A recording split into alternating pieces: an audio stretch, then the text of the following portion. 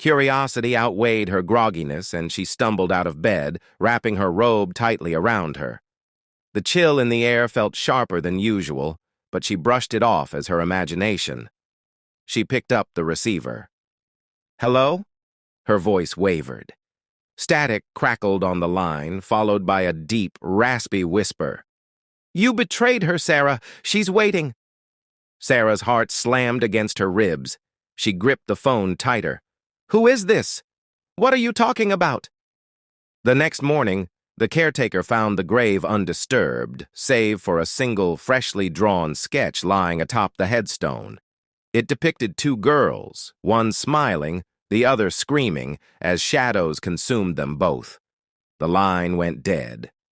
For a long moment, she stood frozen, staring at the phone in her hand.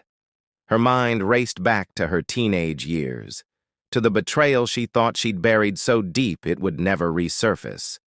17 years ago, Sara had been best friends with Emily, a quiet girl with a love for sketching and a knack for finding beauty in the mundane.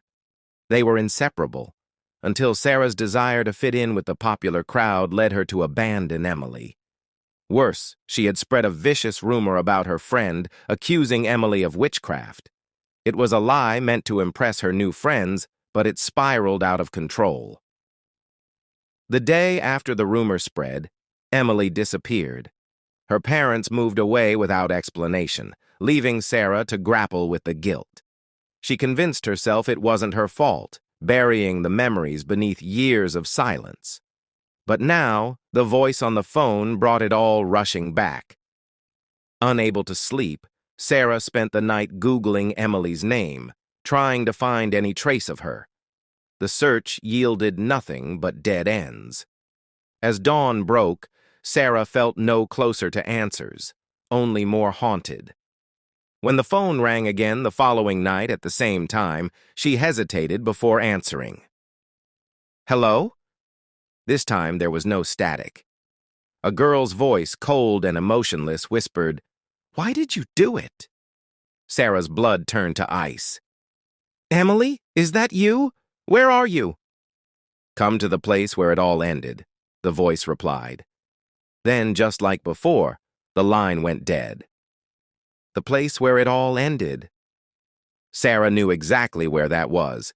The dilapidated cabin in the woods behind their high school, where they'd spent countless afternoons sketching and talking about their dreams. It had been their secret hideout, a sanctuary from the judgmental eyes of their peers. By the time Sara reached the cabin the next night, her nerves were frayed. The woods were eerily silent, save for the crunch of leaves beneath her boots. The cabin stood as she remembered it, weathered, its paint peeling, windows cracked. She pushed the creaky door open and stepped inside. The air smelled of mildew and decay.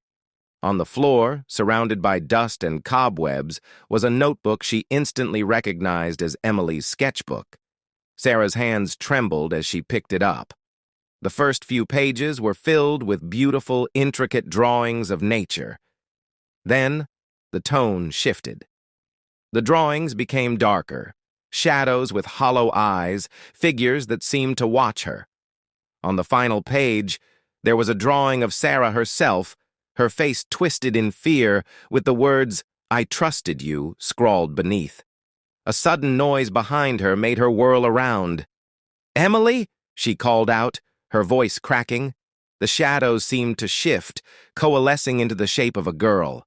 Her face was obscured, but the silhouette was unmistakable. "Why did you betray me?" the figure asked, her voice dripping with sorrow and rage. "I was stupid. I wanted to fit in," Sara stammered. "I didn't mean for it to go so far." "Liar." The shadow surged toward her, and Sara stumbled back, falling against the wall.